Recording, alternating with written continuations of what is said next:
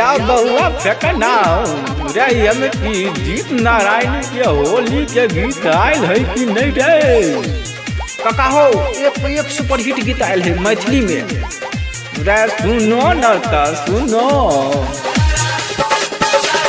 होली में भौजी रंग लगायब हलका, होली में भौजी रंग लगायब हलका, आ ललका पियरका, आ ललका पियरका, लौने छी हम पिचकारी बड़का, लौने छी हम पिचकारी बड़का, आ ललका पियरका, आ ललका पियरका। डीजे अमित अपहर, अमित अपहर।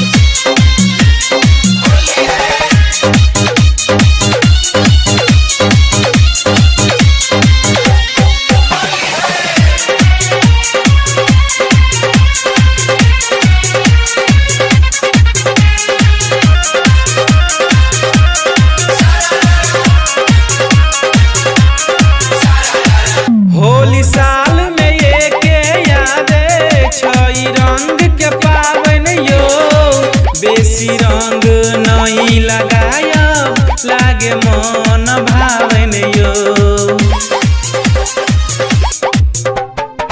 होली साल में एक यादे छई रंग के पावन यो, बेसी रंग नहीं लगायब लागे मन भावन यो। कारी कारी नहीं छई हमारा लकर खा, कारी कारी नहीं छई हमारा लकर खा, आ ललका पियरका, आ ललका पियरका। डीजे अमित अपहर, अमित अपहर।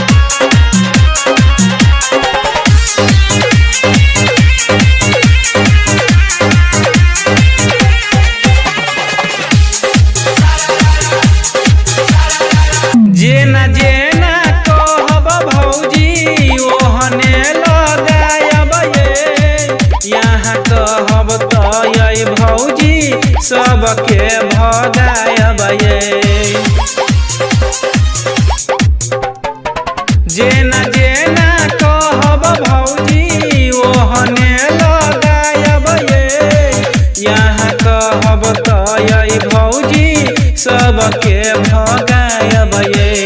गीत सुनायब जीत नारायण के तरका, गीत सुनायब जीत नारायण के तरका, आ ललका पियरका, आ ललका पियरका।